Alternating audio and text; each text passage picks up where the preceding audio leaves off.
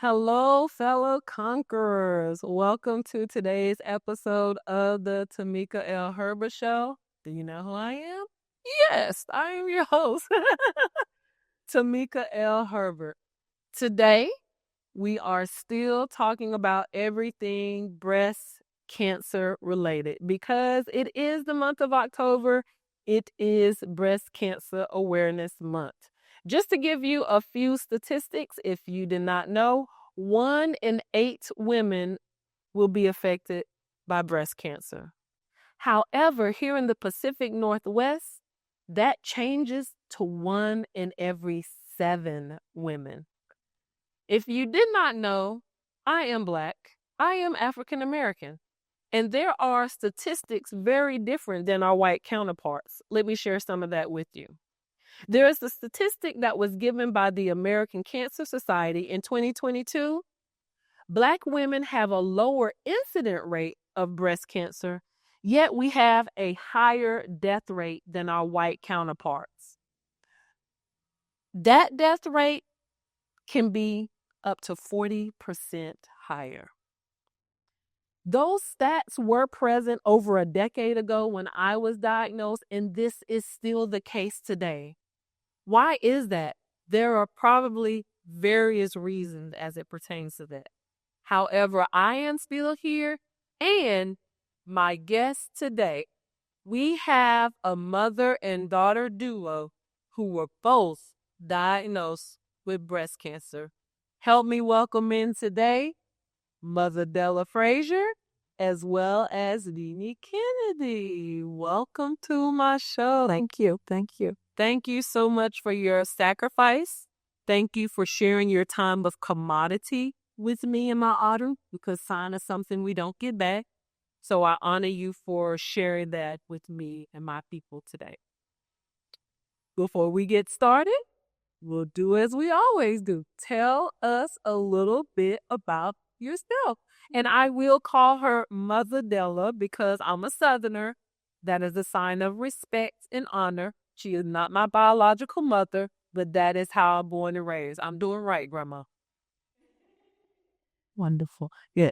Della, I am Della, and I was born way before you was here. So I am of a certain age, and I'm so thankful to be of that age. I was married at an early age at 17. I gave birth to my first child at 18. I gave birth to one son and 3 daughters. And I am so proud of each and every one of them. I went to work for a utility company, worked for them for 30 years. Did a lot of traveling on the road, did a lot of traveling in the back countries where people typically of my color wouldn't travel. Wyoming, Idaho, driving in a car by myself, up in the mountains of Centralia, where you're like, why am I up here? But I did it. But, you know, I was paving the way for the next person to come. And I did retire from there. I went on to work. I retired early. So I was like, what am I do? So I went to work doing something that I didn't want any responsibilities. I went to work for a hotel. Loved every moment. Front desk, loved it. Spent 5 years there, left there, and went to healthcare, Cascadia Healthcare. Spent 10 years there. So now I have retired fully. No, well, not really, because I took on another little something, but it's just something to keep me busy. But I am so proud that I've raised 4 children. I think I have 13 grandchildren. I think it might be more. And I think I have 8 great grandchildren, but I'm probably off the numbers because we just had 2 new ones in the family. So, but I'm blessed. I am truly blessed. And I'm so thankful to see all my children grown, healthy, doing well. And this thing they call cancer, I'm calling it a little thing. It's not a little thing, but if you make it into a big thing, and if okay, with my faith, let's see, for now you can't. Come on, you talking my language, and I'm bother like music. See, mother trying to skip all the like she like let's go. They was you don't say it. Them get it, that's that warrior, that lion. Yeah, I forgot. I had a wonderful husband of 54 years that went on to glory. Miss him every day, and but He's always with me. He's there to keep a protection over our house as I move through it every day. Yes, ma'am. Yes, ma'am. We honor. Thank you so much. It sounds like you have a big family and you have lived a very full life and you like, I got a little project, but wow, I just think about the lives that you have touched in the midst of the journey. When you said I traveled places that at that time people of color didn't necessarily go through, but you were covered, you protected, and you planted seeds. I love it. And how about you, Miss Nene? Tell us a little bit about yourself. Well, I am a mother of three. I have two daughters, one son, four grandboys. One youngest of three. He's 3 months. Just recently had one. Yeah, I am. Have been married 30 years. Married my high school sweetheart. Whoa. Are you so you're over 30? You don't look listen, talking about all these great. So what that's because you're the are you the firstborn? The first, no, I'm the second. You're the second of that. Okay. Yeah. So, like I said, married 30 years. I've been in the workforce for a very long time. I started at PacifiCorp when my mother was. I worked there for about 18 years off and on and worked in nonprofits over the last, 20 years or so. And recently just forged my own business, a cleaning business called Journey's Cleaning Service. Been doing very well at it. Enjoy every moment of it. Enjoy every moment of it. My body is is starting to scream at me, so I'm trying to take a little step back and just allow my contractors to do the work. But yeah, that's Wow. Oh my God. So for this family, you guys know Oregon is not my original place. How we came to meet one another. Do you guys both remember one of the first instances of how we became connected? It was through your other daughters, your sisters, because we attended the same church together. Hey, Sharani and Danya. So it was through them because we served Pastor Israel and Pastor Sharani were my youth pastor. So we worked together and served together in youth ministry and just meeting both of them at the church. But something that was very impactful. I don't know if you remember Mother and Nene. It was the holiday season. It was Thanksgiving. And it's just me up here. And I said, yeah. And I don't call where we were. You were like, what are you doing? I'm like, I ain't doing that. I'm gonna eat a pizza or something. You looked at me like I lost my mind. You gonna eat what? You gonna and I'm like, okay, ma'am. Do you remember that one? I do. I think we were at Janine's house. Yeah. There's no strangers amongst our family. And if you're alone, you can come to our family and we take you in. We feed you. We will feed you well. And is. And we feed you well. But we don't like to see people alone. At least I don't. At holiday time. But not only at holiday time, you're welcome anytime to come to our house and be a part of our family. Yes. And I do look.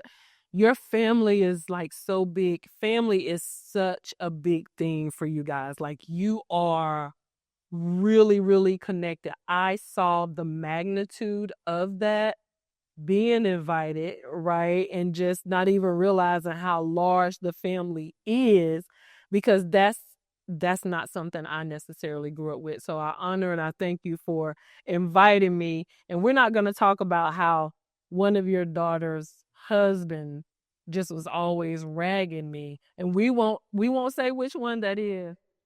We ain't gonna say nothing about is, nothing at all. That's the heck. Oh, did I say don't even go there. Okay.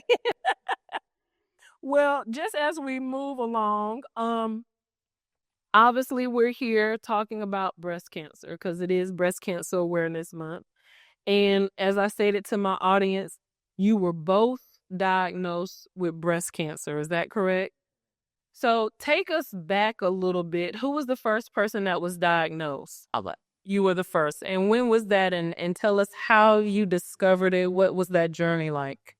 I was diagnosed in February of 2018. Just went to my regular appointment to get a mammogram. Never thought it would happen to me. So after I did my results test, did my test, maybe about, I would say less than a week later, I get a phone call from my doctor letting me know that I have breast cancer. I don't even know if I was in shock. I just kind of went into the fight or flight move, and I'm a fighter. So I'm already at, okay, what I need to do. I didn't take time to grieve. I didn't take time to think about it, because my first thought was my family. I wanted to be around for my children and my children's children. So my question, okay, what do I need to do? So I think when my doctor was like, you moving real fast. Absolutely. I have no time to spare. I'm not playing with this. So I went through and did the biopsy. And I think that was the scariest part for me out of all of this, with the biopsy. For what reason, I don't know. I just the cutting on me, I guess. So I did my biopsy, and immediately within a couple of weeks, I was scheduled for surgery to have my surgery on my breast. So I went through that. It was like a piece of cake. I can't even remember being in much pain. But then I got a call. Yeah, I got a call that, okay, well, we didn't get it all, so we got to go back in. Wait. Okay. So you did the biopsy and you did all that. And did you have a lumpectomy? I did. Is that what you did a lumpectomy. So then they obviously did some more testing or something. And then they said there's more that they didn't get it all. So we have to schedule you for another surgery. Okay. And you opted for another lumpectomy, or? Okay. So, okay, we're going to pause there. And mother, and you guys may have to piggyback off of one another. So you were diagnosed first, and mother, you were diagnosed. I think it was around June of the same year. And I went to the doctor doing my regular mammogram. They did the mammogram, and I got home, and my call came immediately. Right as soon as I got home, my doctor called me back and said, "We're sorry, but you have breast cancer." All I could do was scream, because, you hear cancer and you're like, that's a death sentence. But we went ahead and they scheduled the surgery. I had a lumpectomy, came through it just like Janine. I didn't have a lot of pain, came out of it, and I didn't have to have any radiation, no chemo, because they caught mine at an early stage. They caught it right now before it could start spreading. And I had, the only thing they told me I needed to do was take this pill for at least 5 years. And I stretched it a little bit and took it 6. I'm just being careful. I want to get it 6. But, we went through. I was piggybacking off my daughter because she was my hero. I watched her go through. I watched her go through chemo. I watched her go through radiation. And I said, she did it like a champ. And they celebrated her every moment, everything that she did, every time she accomplished something. Her family celebrated her. And they celebrated. We got to get, we always looking for a good reason to have eat time. Oh, Janine, do it. Chemo. Okay, let's get together. So we did that, but it was a celebration. We were eating, but we were joyous for my daughter. And I was joyous because I didn't have to do it. That I took the pill and just prayed about it and thought, okay, hopefully it won't come back. So far, so good. Okay. So you were diagnosed in February 2018, and then 4 months later, you were diagnosed. So take us back a little bit. You say you went into let's go. Listen, rowdy, bout it back. So yeah, same mindset. So I get it. Talk to us about the process in communicating that with your family, because family is a very big thing for you. I have witnessed that firsthand. Talk about that process and how did you go about communicating that with your family? So when I got the call, my husband was there, and I told him. And I guess for a moment, I might have had a moment of breakdown, but it was a very quick moment. And so when I told him, I think he was the one that gave me the courage to know that, I'm gonna get through this. And after I told him, that's when I called my mom and I shared it with her. And then I don't know, I don't even remember calling my sisters, because when you tell one, everybody's gonna know. Everybody's gonna know. And, so after that, I was like, whatever I got to do to make this, for me to be, for this to be successful, for me to stay alive, that's what I'll do. So talk to us about, when you were going through radiation and you were going through the treatments and things of that nature. What was your support system like from your family as well as outside people? Because I'm sure you had associates or friends. And how did that affect you in the workspace, or did it affect you? Like, take us back to those moments as well. So I remember the first day when I had my first treatment. I had a cheerleading squad outside those doors.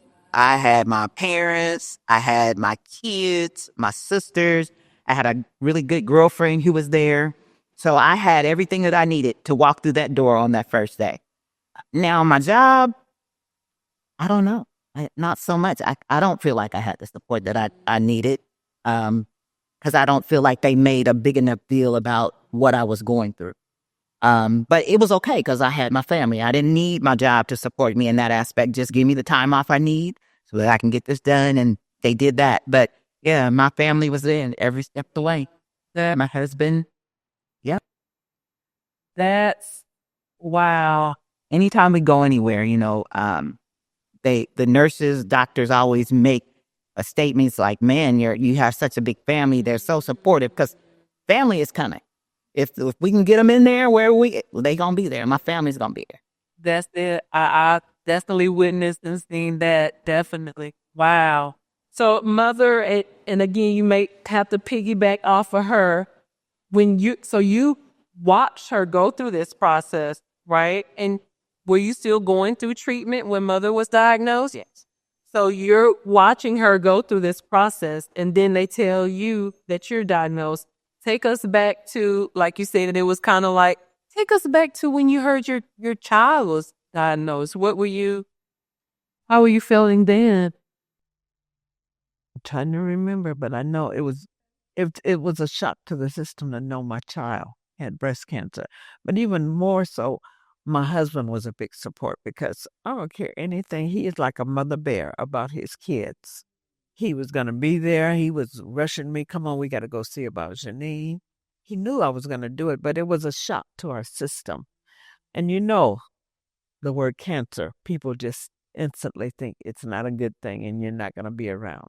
But we were making sure we were going to be there to support her, to let her know we're there for you. So we would be camped outside the hospital when she was in chemo.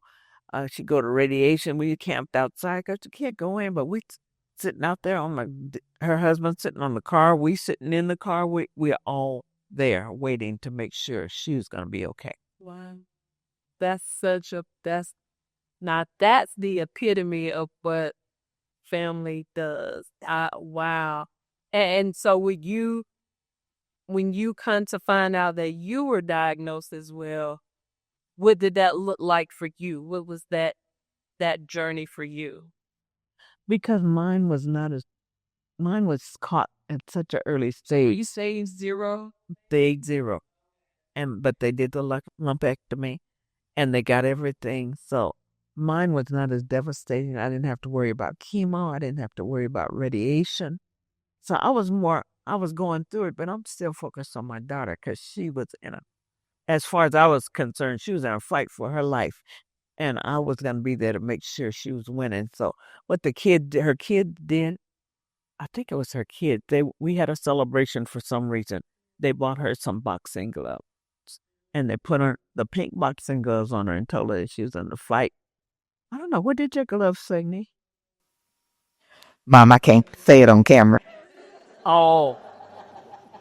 Well, I guess I didn't read. Rowdy, rowdy, bowdy, bowdy. Listen. Come on, lion. Man, no, man. Come on, lion. My kids, yeah. And can I say this? My mom Yes. has always been the selfless woman.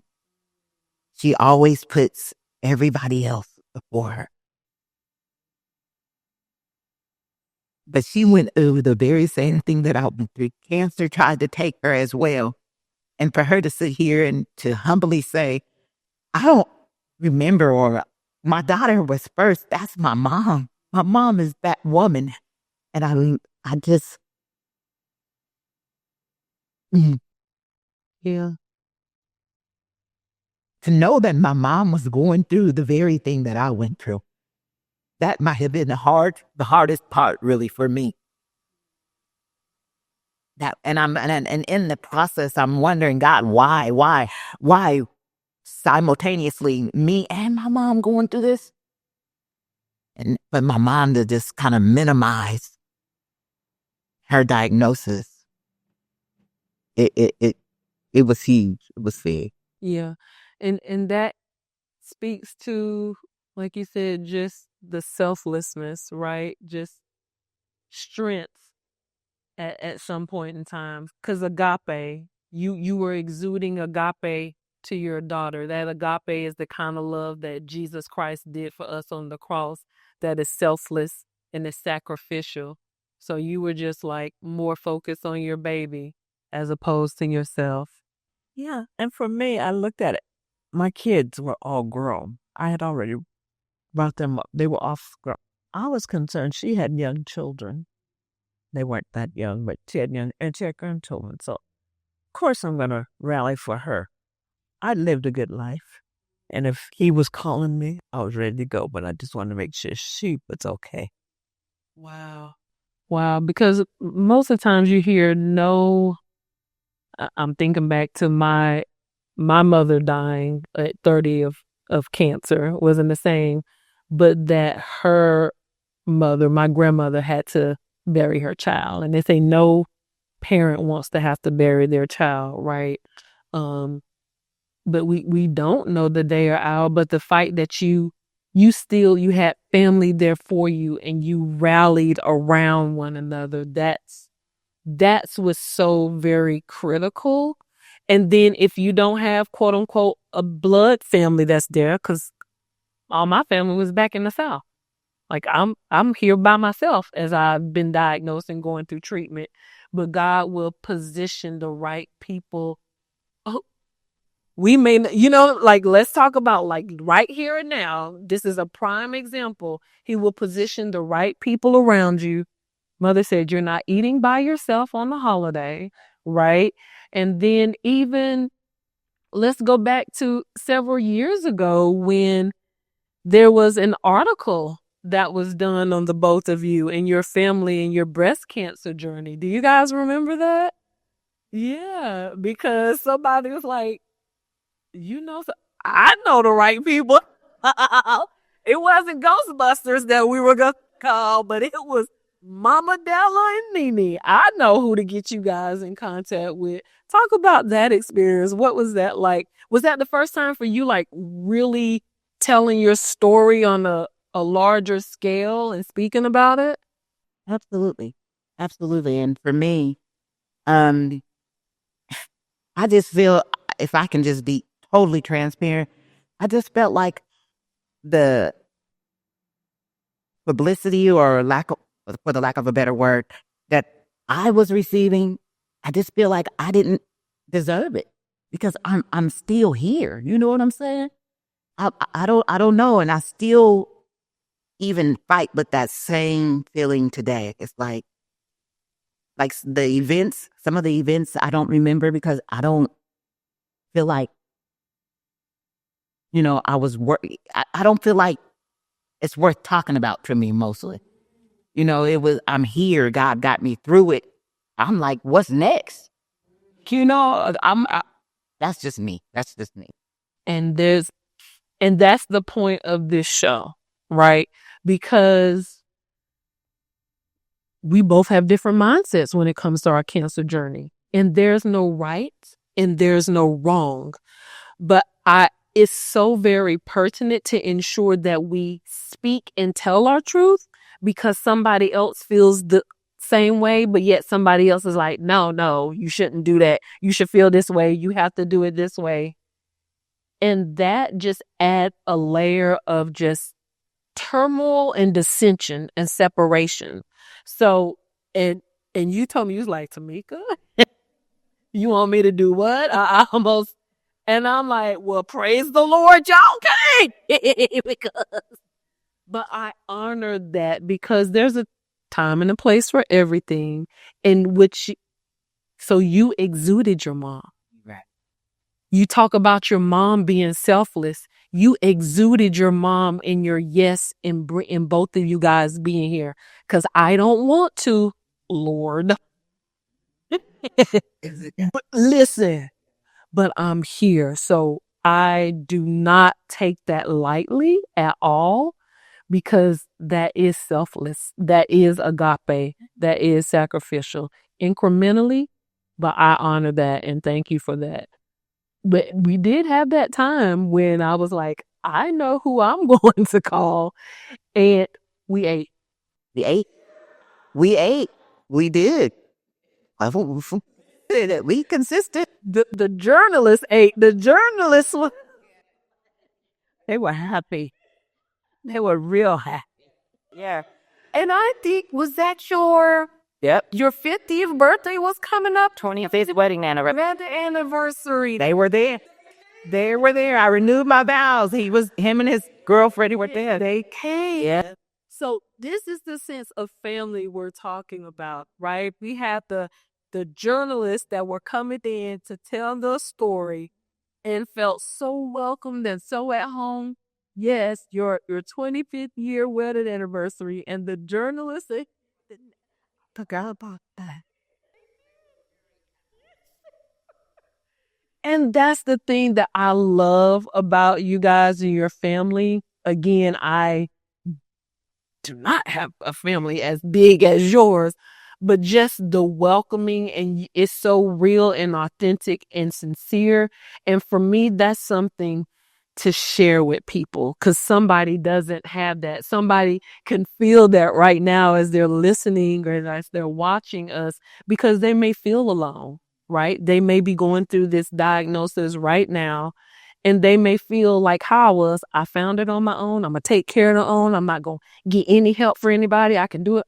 That was pride. That's a whole nother thing. But just somebody may be feeling that. And just if we can speak something to aid them through their journey, to let them know that they're not alone and they can feel the warmth and the welcoming of you, then we're doing our part, and that's what it's all about, is definitely us being able to do our part.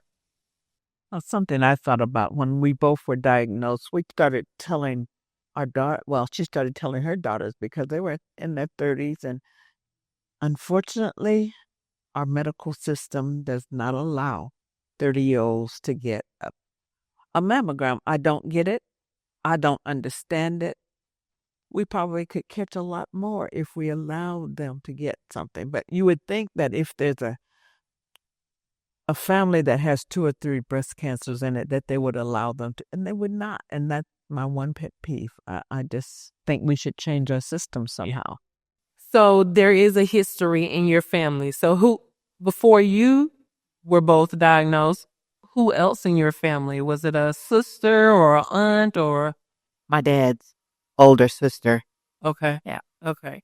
So it runs on your dad's side of the family. Okay. And she actually had a mastectomy. Double mastectomy. Yes, ma'am. Yes, ma'am. We just wanted our children to be tested, and they wouldn't do it. See, I can. Go ahead. I can. Mm-hmm. I'm very adamant about that, and that's one of the things. Because every area in our fallen, broken world, every system is imperfect, right? But just like you said, I'm very big on advocacy, and when I hear things of that nature, I would say, were they able to get genetic testing? Did they go through the process to do genetic testing? We tried. We'll talk off camera. Let's talk off camera. Because that's so pertinent, right? To know if there's a genetic mutation. I had a genetic mutation. To know because breast cancer doesn't only affect women, it affects males as well. And you already said I am a grandmother, right? So that is, yeah, well, there's always My daughter's grandmother, my husband's mom, had breast cancer. so it's on both sides of the family. Yeah.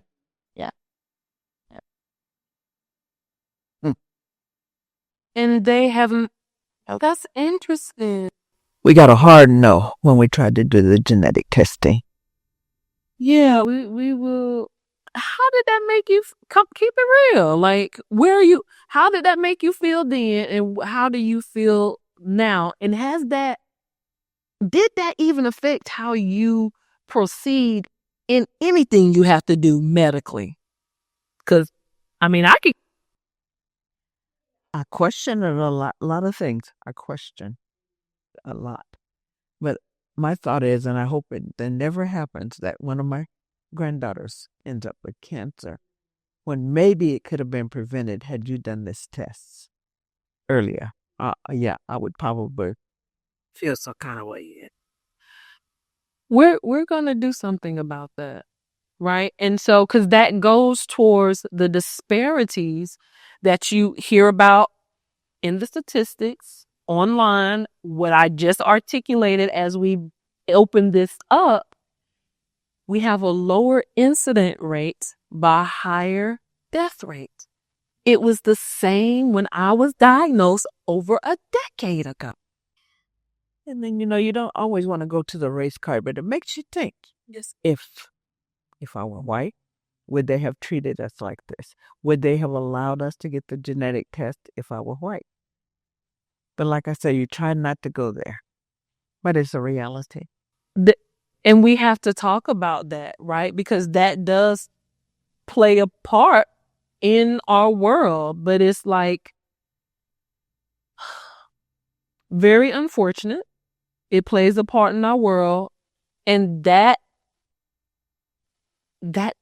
aids towards the disparities in the mortality rates and why people of color may be skeptical about going to a provider. Right. Why stories like this? Well, I'm just not going to go to the doctor at all. And then when we do go, it may be at a more progressive stage. There's so many different nuances that is entailed in all of this. And yeah, we're here to obliterate that and call it out in agape, but we're still going to call it out and we're going to talk about it. Wow. So yeah, we're going to talk about that. We'll talk about it off camera because I'm keeping my composure. That's up the eye. We had the events. It was your wedding anniversary. And so let's talk a little bit about you're going through the treatment process. Mom, you said you didn't do any chemo, any radiation or anything like that. You're just taking a pill, right?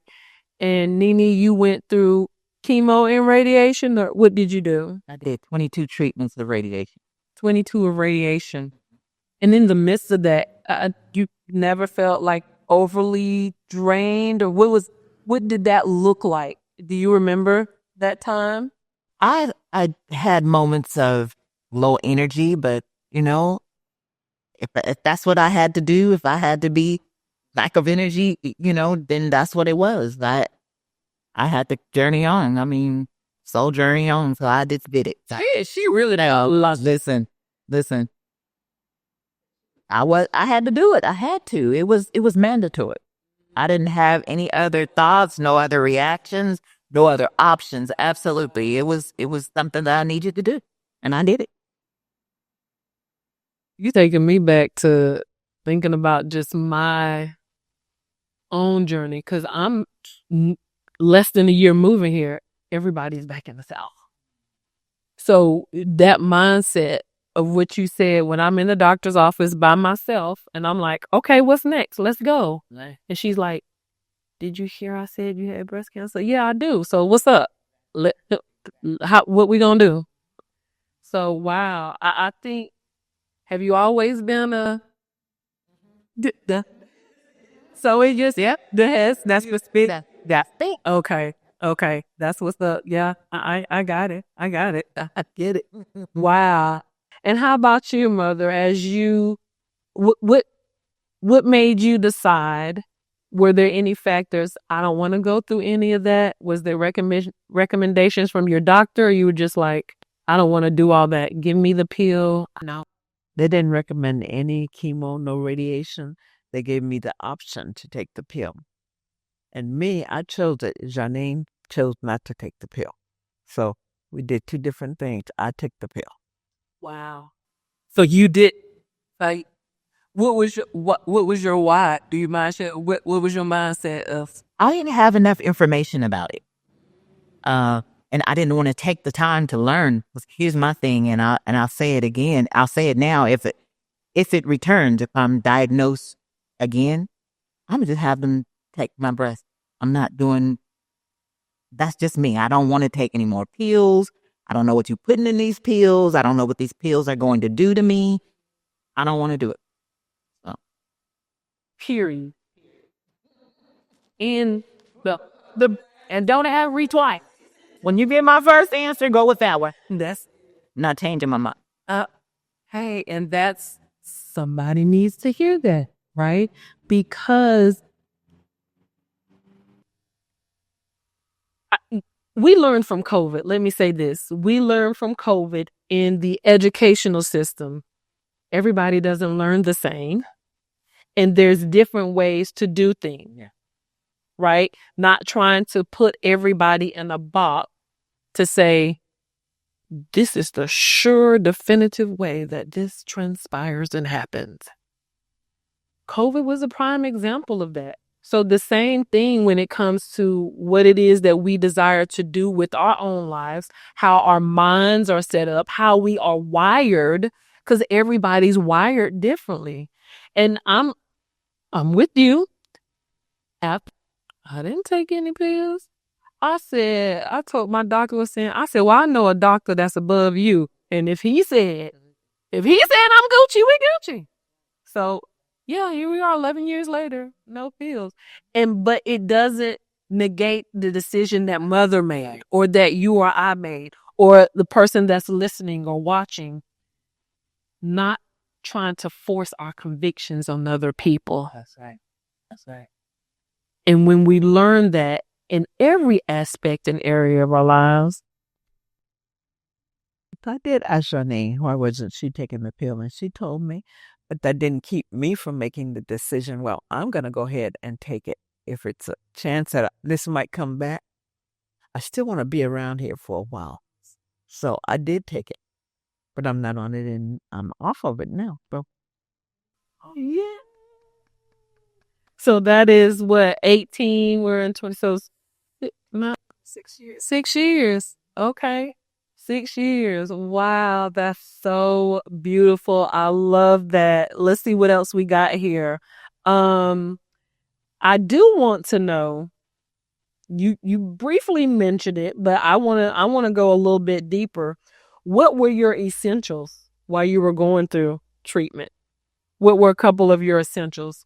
Like for me, an essential was I started journaling because my mindset, I had to shift and focus on the blessings of each day. I can't say necessarily that was the case for me, but also in the midst of going through a treatment, my essential came a rebirth of renewing my faith. So were there any essentials that you guys had or that came about with the diagnosis? for me, I don't think so, because I was dealing with not only my health, my daughter's health, but my husband's health. All of those things kept me so busy. I didn't think I could fit another thing in. I was just about sticking around to be here so that I could be of help to both of them, all of them, whoever needed me. I needed to be the mama bear and be here. Yes, ma'am. And how about you? Um, my faith has always been something that I, stood on. And I had to go into this thing otherwise with it and with God. Otherwise I wouldn't have made it. So it was something that I'd already developed, the relationship with God. I stayed talking to God. Journaling has always been my thing.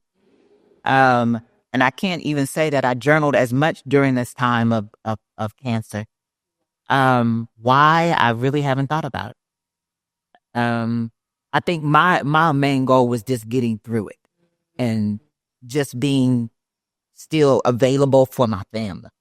I didn't want to be selfish in the aspect of, distancing myself because that's easy. It's easy to do. So I just wanted to, maybe it was more intentional. I'm not going to journal so that I could spend this time with my family. Okay.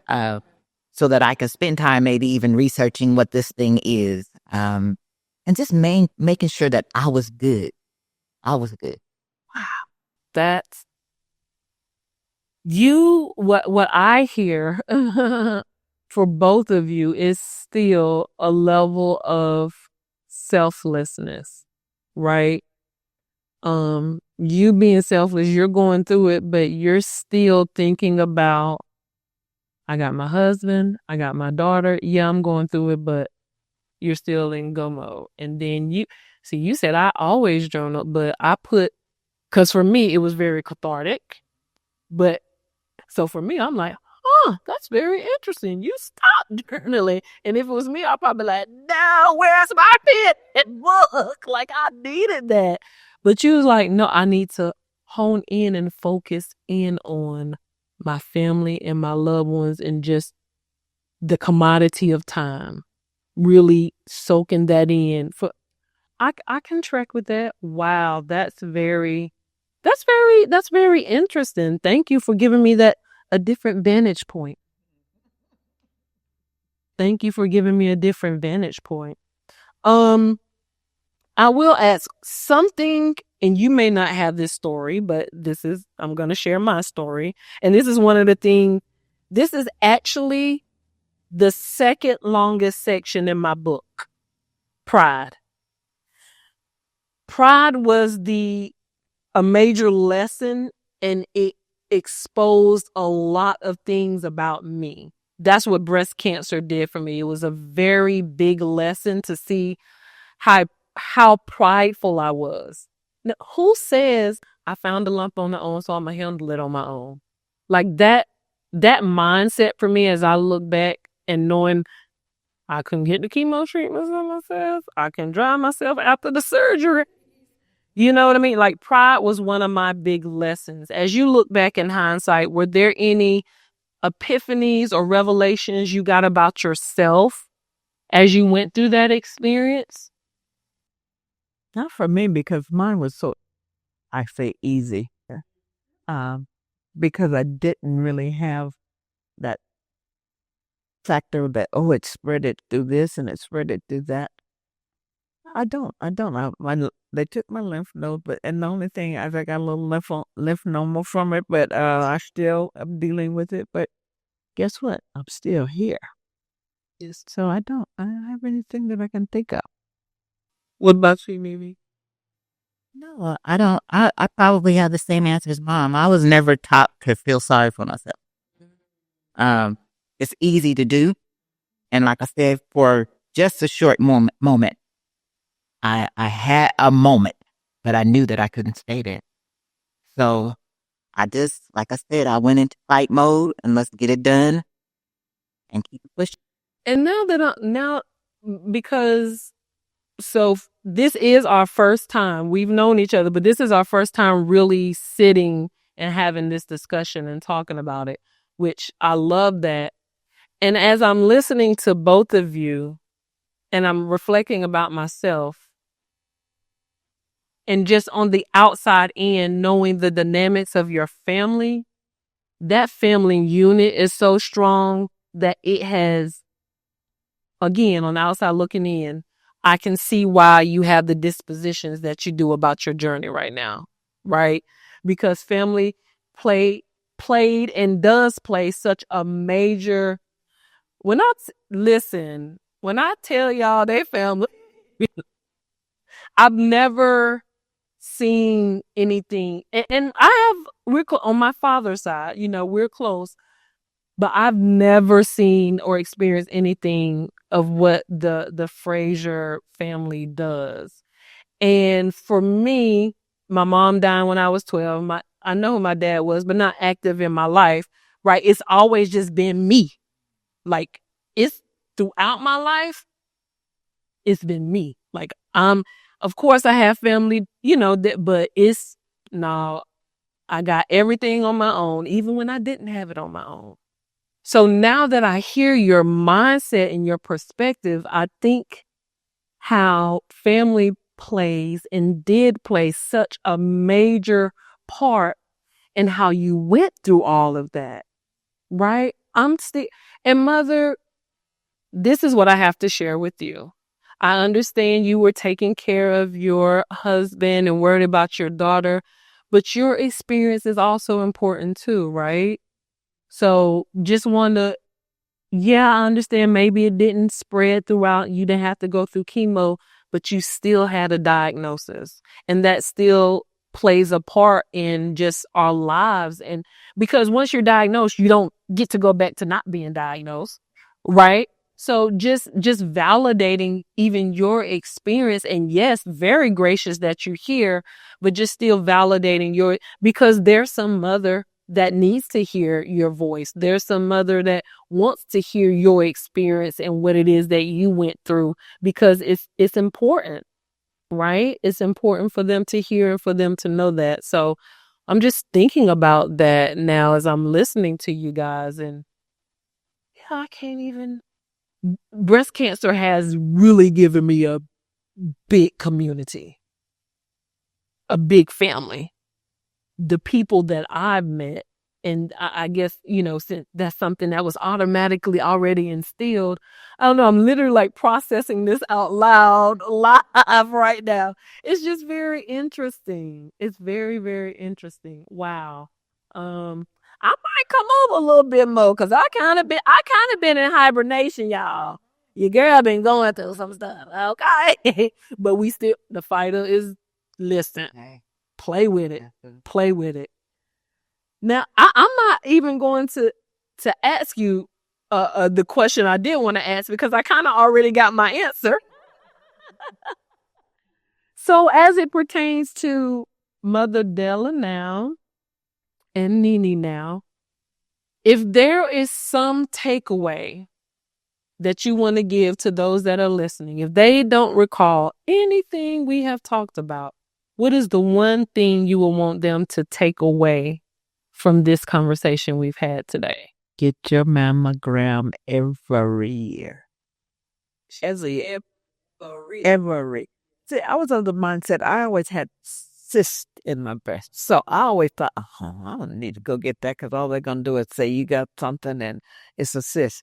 Well, turns out they did find something. It was not a cyst. So if I can't stress anything else, please go get your mammograms. And cancer is not a death sentence. It is not a death sentence. Again, mother. Cancer is. Come on. Hey, she got you see the neck roll? You see the neck? That part, mother. That part. So, You just brought out she just brought out something pertinent. So, because I'm thinking about to people that I've come in contact with, that are wiser and more seasoned in their years. And that's the mindset. When you get the C word, right? It's my life is over. they give up. They don't fight. They don't believe that God can heal.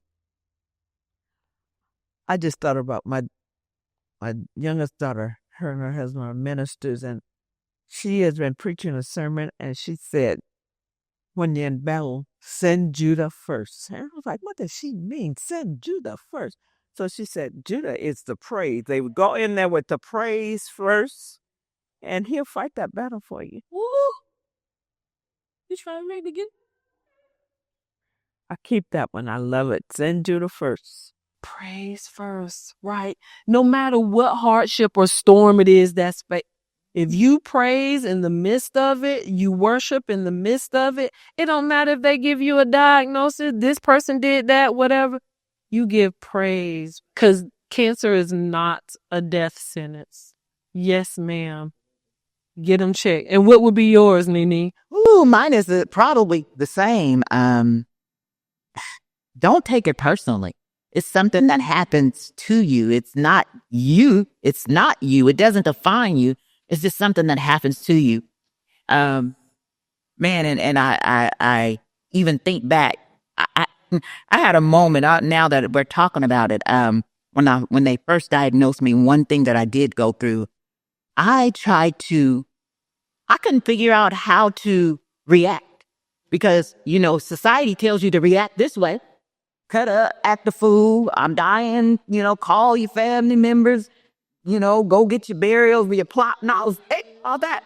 So I was there for a minute. I'm like, no. But I serve a God who can do exceedingly and abundantly above all that I could ask or think.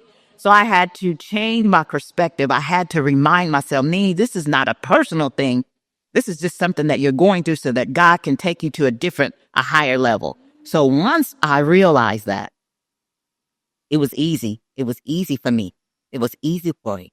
You see the lies the enemy try to plan in us. So literally, we have the triggers and how we have to renew and literally transform our mind. There's always going to be some fiery dart that's coming our way, but we're going to refute that with the word of God, right?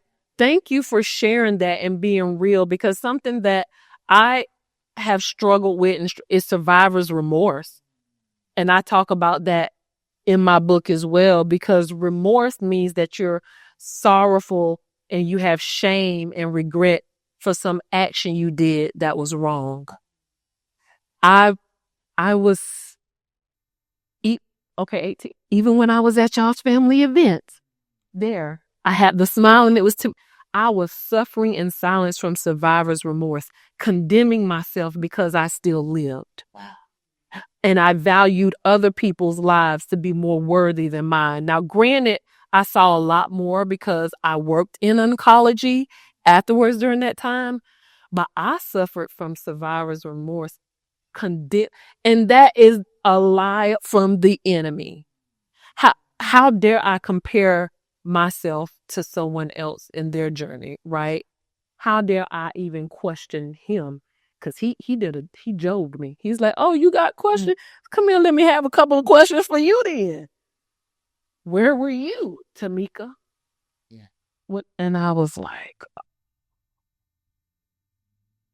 so yeah, that the lie that the enemy tries to plant in us, just with your generation, you don't talk about it. See where it's a death sentence. It's done and over with. And then just the different things, we experience. It's a lie. Let me tell you, it's a lie.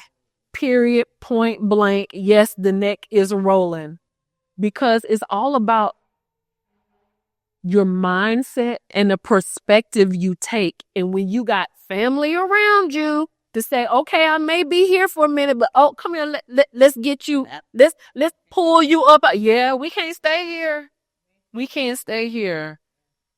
Let's think about it when you're talking about how you feel. When you invited us to the fashion show and I went, and they were asking, well, how many years survivor are you? Well, I felt that I wasn't worthy because I was a 0.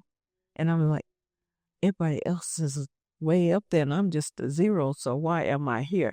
But you made me think. I was diagnosed with it. I had cancer. They removed it. And mine was just as bad as the next person. I just didn't have to go that journey. Exactly. Because once you diagnose, it's not something that I don't have it anymore.